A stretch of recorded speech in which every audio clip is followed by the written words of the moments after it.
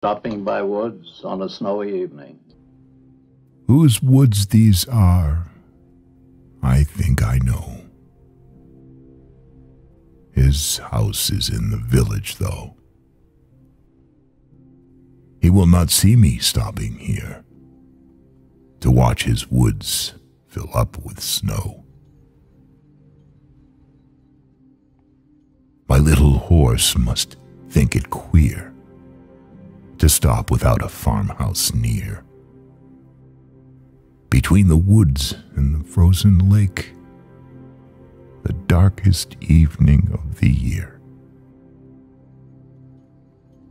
He gives his harness bells a shake to ask if there is some mistake. The only other sounds the sweep of easy wind and downy flake. The woods are lovely, dark and deep,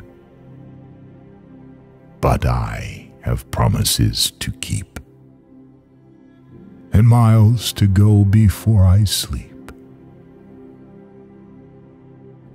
and miles to go before I sleep.